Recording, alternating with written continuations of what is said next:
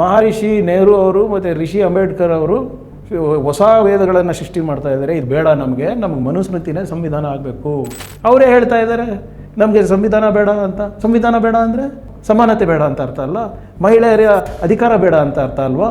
ಒಂದು ದಿನ ಈ RSS ಅವ್ರ ಬಾಯಿನಲ್ಲಿ ಬಸವಣ್ಣವ್ರ ಹೆಸರು ಬರ್ತದ ಸರ್? ಬರೋದಿಲ್ಲ. ಕನಕದಾಸರ ಹೆಸರು ಬರ್ತದ ಸರ್? ಬರೋದಿಲ್ಲ. ಬಾಬಾ ಸಾಹೇಬ್ ಅಂಬೇಡ್ಕರ್ ಅವ್ರ ಹೆಸರು ಬರ್ತದ ಸರ್? ಬರೋದಿಲ್ಲ. ದ್ವಿವೇದಿ, ತ್ರಿವೇದಿ, ಚತುರ್ವೇದಿ ಇದಿದ್ರೆ ಎಸಿತಾ ಇದ್ರ ಇವರು? 1500 MLAಗಳಿದ್ದೀವಿ ನಾವು. ಏನು ತಿಳ್ಕೊಂಡಿದ್ದೀರಿ ನೀವು? 240 ಸಂಸದರು, 100 ಜನ ರಾಜ್ಯಸಭಾ ಸದಸ್ಯರು, 20 ರಾಜ್ಯಗಳಲ್ಲಿ ಆಡಳಿತದಲ್ಲಿದ್ದೀವಿ. ನೀವು ಜುಜ್ಬಿ ಕರ್ನಾಟಕದಲ್ಲಿ ಇದ್ಬಿಟ್ಟು ಇದೇ ಪದ ಬಳಸಿದ್ದಾರೆ. ಜುಜ್ಬಿ ಕರ್ನಾಟಕದಲ್ಲಿ ಇದ್ಬಿಟ್ಟು ನಮ್ಗೆ ಏನು ಮಾಡ್ತೀರಿ ನೀವು? ಏನು ಮಾಡೋಕ್ಕಾಗತ್ತೆ ನಿಮ್ಮ ಕೈಲಿಂದ ಅಂತ ಹೇಳಿದರು. ನಿಮ್ಮ ಪತ್ರದ ಮೊದಲನೇ ಲೈನಲ್ಲೇ ಈ ಥರದ ಶಕ್ತಿಗಳು ಸಂವಿಧಾನದ ವಿರುದ್ಧವಾಗಿ, ಸಮಾನತೆಯ ತತ್ವದ ದೇಶದ ಏಕತೆಯ ತತ್ವಕ್ಕೆ ವಿರುದ್ಧವಾಗಿರ್ತಕ್ಕಂಥವಿದ್ದಾವೆ ಅಂತ ಹೇಳಿದ್ರಿ. ಹೇಗೆ ಹೇಳ್ತೀರಿ ನೀವು ಇದು ಸಂವಿಧಾನ ತತ್ವ ಸಮಾನತೆ ವಿರುದ್ಧ? ಈಗ ನೀವು ಇತಿಹಾಸ ತೆಗೆದು ನೋಡಿ. ನಾನು ಹೇಳ್ದಂಗೆ ಬಾಬಾ ಸಾಹೇಬ್ ಅಂಬೇಡ್ಕರ್ ಯಾವಾಗಲೂ ಒಂದು ಮಾತು ಹೇಳ್ತಾ ಇದ್ರು, person who does not know history cannot create history ಅಂತ. ಇತಿಹಾಸ ಓದಬೇಕು ಫಸ್ಟ್ ನಾವು. ಯಾವಾಗ ಕಾನ್ಸ್ಟಿಟ್ಯೂಂಟ್ ಅಸೆಂಬ್ಲಿ ಡಿಬೇಟ್ಸ್ ನಡೀತಾ ಇತ್ತು, ಏನು ಈ ನಮ್ಮ ಸಂವಿಧಾನ ಲೋಕಾರ್ಪಣೆಗಿಂತ ಮುಂಚೆ ಏನು ಒಂದು 2 ವರ್ಷ 11 ತಿಂಗಳು ಚರ್ಚೆ ಆಯಿತು ಸಂವಿಧಾನದ ಬಗ್ಗೆ. ಆ 2 ವರ್ಷದಲ್ಲಿ ಈ ತತ್ವದ ಅನ್ವಯಗಳು ಏನೇನು ಮಾಡ್ತಾಯಿದ್ರು? ರಾಮಲೀಲಾ ಮೈದಾನಲ್ಲಿ 150ಕ್ಕಿಂತ ಹೆಚ್ಚು ಪ್ರತಿಭಟನೆ ಮಾಡಿಬಿಟ್ಟು ನಮಗೆ ಸಂವಿಧಾನ ಬೇಡ. ಯಾರು? ಇದೇ RSS? ಇವೇ RSS ಅವ್ರ ಸಂಘಟನೆಗಳು. 150 ಪ್ರತಿಭಟನೆಗಳು Ramlila Maidan. This is history documented. Maharshi Nehru ಅವರು ಮತ್ತು ರಿಷಿ ಅಂಬೇಡ್ಕರ್ ಅವರು ಹೊಸ ವೇದಗಳನ್ನು ಸೃಷ್ಟಿ ಮಾಡ್ತಾ ಇದ್ದಾರೆ. ಇದು ಬೇಡ, ನಮಗೆ ಮನುಸ್ಮೃತಿನೇ ಸಂವಿಧಾನ ಆಗಬೇಕು.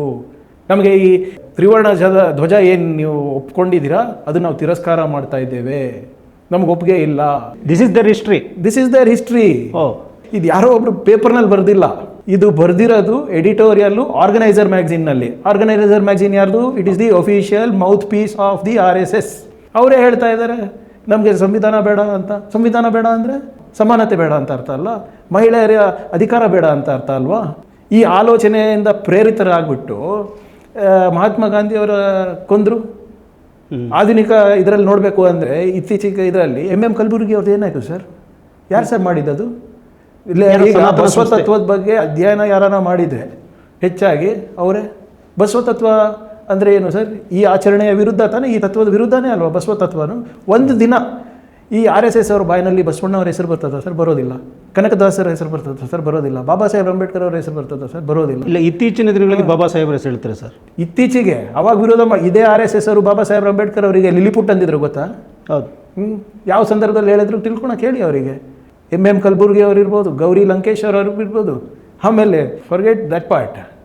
ಮೊನ್ನೆ ಸುಪ್ರೀಂ ಕೋರ್ಟ್ನಲ್ಲಿ ಒಬ್ಬ ಲಾಯರ್, ಒಬ್ಬ ವಕೀಲರು ಅವನ shoes chief justice of India ಅವ್ರ ಮೇಲೆ ಹಾಕ್ತಾನೆ ಅಂದರೆ, ಅವ್ರ ಮೇಲೆ ಎಸಿತಾನೆ ಅಂದರೆ ಏನನ್ಬೇಕು ನಾವು? ಹೌದಪ್ಪ, ಯಾವುದೋ ಒಂದು ವೈಯಕ್ತಿಕ ಕಾರಣದಿಂದ, ವೈಯಕ್ತಿಕ ಜಡ್ಜ್ಮೆಂಟ್ ಏನೋ ಅವ್ನ ಪರವಾಗಿ ಬಂದಿಲ್ಲ, ಭಾಳ ಸಿಟ್ಟಿನಲ್ಲಿದ್ದ, ಎಸ್ದಿದ್ದಾನೆ ಅಂದರೆ ಆಯ್ತಪ್ಪ ಏನೋ ಮನಸ್ಥಿತಿ ಸರಿ ಇಲ್ಲ ಅಂದ್ಬಿಟ್ಟು ಸಿಟ್ಟಿನಲ್ಲಿ ಎಸ್ದಿರ್ಬೋದು. ಆದರೆ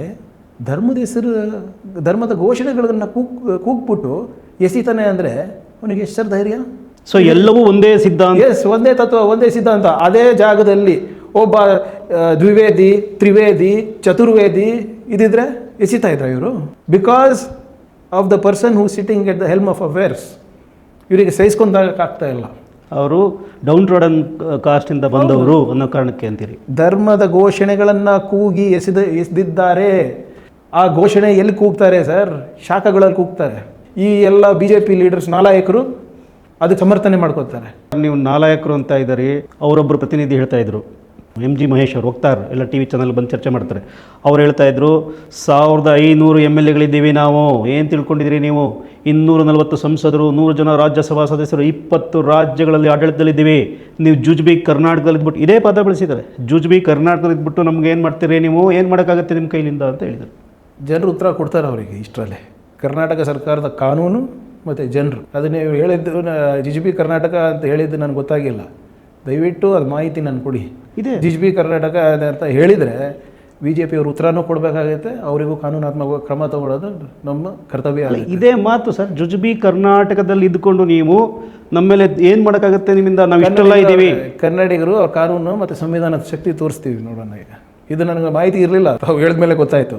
ಬಟ್ ಡೆಫಿನೆಟ್ಲಿ ಇಷ್ಟು ಕೀಳು ಮಟ್ಟದಲ್ಲಿ ಕನ್ನಡಿಗರ ಬಗ್ಗೆ ಮಾತಾಡ್ತಾರೆ ಅಂದರೆ ಇವರು ಅಂದ್ಕೊಂಡಿರ್ಬೋದು ಅವ್ರು ಏನು ಮಾಡಿದ್ರು ನಡೀತದ, ಕನ್ನಡಿಗರಿಗೆ ಜುಜುಬಿ ಅಂದರೂ ನಡೀತದೆ, CJ ಮೇಲೆ ಶೂ ಎಸೆದ್ರೂ ನಡೀತದೆ, ಪ್ರಿಯಾಂಕರ್ಗೆ ಬೆದರಿಕೆ ಕೊಟ್ಟರು ನಡೀತದೆ ಅಂದ್ಕೊಂಡಿದ್ರೆ ಅದು ಕಾಲ್ಪನಿಕ ಲೋಕದಲ್ಲಿದ್ದಾರೆ ಅವರು. ನೀವೇನು ಮಾಡ್ತೀರಿ? ನಾನು ಏನೇ ಮಾಡಿದ್ರು ಕೂಡ ಸರ್ ಕಾನೂನು ಅಲ್ಲ, ನೀವು ಅಂದ್ರೆ ನಿಮ್ಮ ಸರ್ಕಾರ, ನಮ್ಮ ಸರ್ಕಾರ, ನಮ್ಮ ಸರ್ಕಾರ, ನಮ್ಮ ಮುಖ್ಯಮಂತ್ರಿ, ನಮ್ಮ PCC ಅಧ್ಯಕ್ಷರು ಯಾರು ಕೂಡ ಕಾನೂನಿನ ಚೌಕಟ್ಟು ಮೀರಿ ಮಾಡೋಕ್ಕೆ ಆಗೋದಿಲ್ಲ, ಮಾಡೋದು ಇಲ್ಲ. We will show. ಇದು ನಾನು ಹೇಳ್ತಾ ಇದ್ದಾರಲ್ಲ ಆಗಲ್ಲ ಅಂತ ಆಯ್ತಲ್ಲ.